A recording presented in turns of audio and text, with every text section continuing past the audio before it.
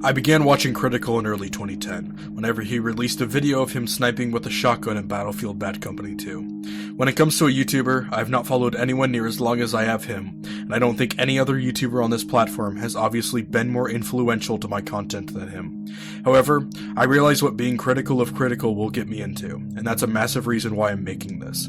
Oftentimes, many people like Cr1tikal get worshipped like a god. The type of content he makes is very much so agreeing with current trends and represents the ideas his audience has. The opinions he has are very easy ones. Extremely rarely is he ever someone to have controversy around him. As I was writing the script, someone in my stream told me that I should say I'm criticizing his content and not him. Even though that would make things easier to digest for people watching the video, I have no intention of making this video a nice one, and would defeat its purpose entirely.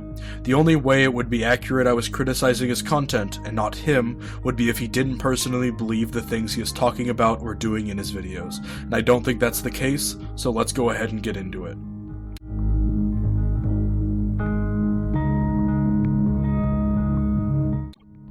I have made my opinion previously about people who just sit there and watch people's content on stream before. These types of videos most recently have seemed to also be the most common type of video he's putting out in edited format to his YouTube channel.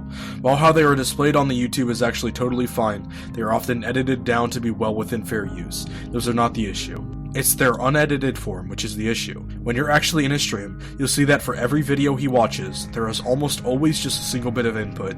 He rarely even pauses the video and gives very little reaction whatsoever.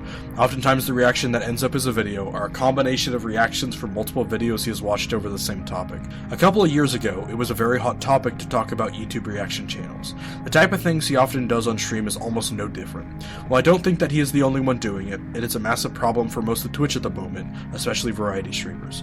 All of the criticism people had for YouTube channels years ago still hold the exact same for most Twitch streamers nowadays. When I have brought this up to people, it has almost created a mirror conversation or argument as to what people had. If I say that he is taking away attention from people watching the original video, people bring up niche situations like Ordinary Sausage, which is someone who practically started a career overnight because of it. However, when you take a look at the majority of cases, they are not. They are simply him sitting there watching the video, giving no original input on it, and taking away something other people could just as easily watch on their own time. While I understand I am nowhere near as popular as Cr1tikal is, I still spend a lot of my time streaming, and I do have some people that watch me.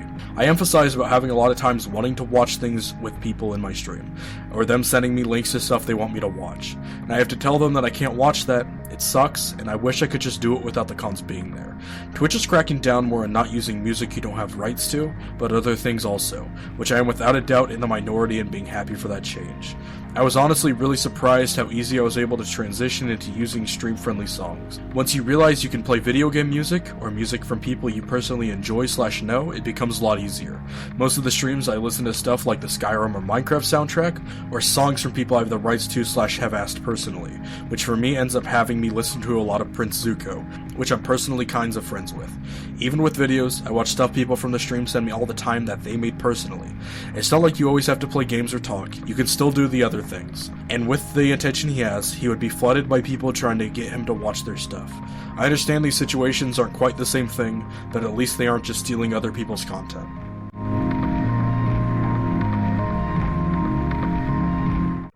Let's put you in a situation. Let's say you have a relative talking to you about the Earth being flat. They go on this incredibly passionate rant on how NASA are paid shills for the US government, that if you don't agree with them, you are sheep. You have many different ways to respond to that. You can start getting upset with him, yelling at him, and trying to prove him wrong, further escalating the situation, adrenaline running because you've been watching Cr1tikal, Richard Dawkins, and Jordan Peterson all week. That's the easy path, and sadly how I feel like a lot of people would respond. Or you can actually handle it with the hopes of changing the other person's mind, instead of doing your best trying to make an ass of the other person while only making an ass of yourself unless you are in an echo chamber. If you sit that relative down, not to worry for a minute on trying to prove them wrong, and try to actually listen to them, you would be surprised on how much good you can actually do. Try to convince yourself a healthy amount that they might actually be right. Never be so close-minded that you can't be convinced of something you don't already have ingrained in your own psyche. I'm not telling you to be easily gullible and be the actual sheep in this situation, following someone saying their words in the most alluring way. Instead, to just allow that person to speak. Most importantly, try to listen to why they think what they do. Oftentimes when someone believes in something that is agreed by the masses to be incredibly idiotic, people focus far too often on the actual topic at hand, and less on why the person actually thinks what they do. When you listen to someone on actually why they believe in conspiracies like Flat Earth, 9/11, 5G networks, etc., you will find that they don't believe those things because of the factual evidence for them. It is actually much more representative on a massive lack of trust for at least government figures, if not all representation of authority. Tying this back to Critical, however, you find yourself going down the path of being rude and making ass out of those people and yourself. This is something that is very well known, and it's further radicalization. This isn't something only the US has managed in Iraq, but Critical in his YouTube channels. When you do nothing but completely shit on someone for what they believe, almost never are you actually going to convince that person to believe something other than what they believe in. Whenever you are someone like a flat earther, and you see someone like Critical make 6 entire fucking videos about your belief, making fun of the way you think the entire time, it doesn't make you question your beliefs, it puts you on the defensive. It makes you upset at someone using something that means a lot to you to make fun of you. You start falling further into the thought that everyone around you is trying to push an agenda being force-fed into them. Everyone criticizing it gets nothing more than pushing something that they already believe strongly in, but with the added benefit of making them feel better about their own pathetic life, because at least they aren't that guy. Critical has, on multiple occasions, talked about people viewing him as a god, and how that's a pretty massive problem other YouTubers have even worse, because their content is predatory, and to not view anyone like that. I think that's fucking awesome, he has talked about that before. However, it holds little to no weight to it whatsoever when you don't act on those issues. Understanding them is definitely a step towards a solution, but does not reap any benefits if you simply notice the issue, but make no action on actually bettering it. I realize most of the things I talked about in this video are not exclusive to Critical, I just feel too often he is taking the easiest path and what to make content on. I understand that I am not perfect either. You don't have to be to criticize others though. I also understand that Critical is ludicrously better at the whole YouTube and streaming thing than I am. I just hate that people look at content creators like they are gods. While I heard people talking about it before, including Critical, of it being a problem, I never truly realized how big of a deal it was until I started finding success on YouTube, seeing how fanatical some people can even be for the content I make, and realizing that I was probably a part of the problem now.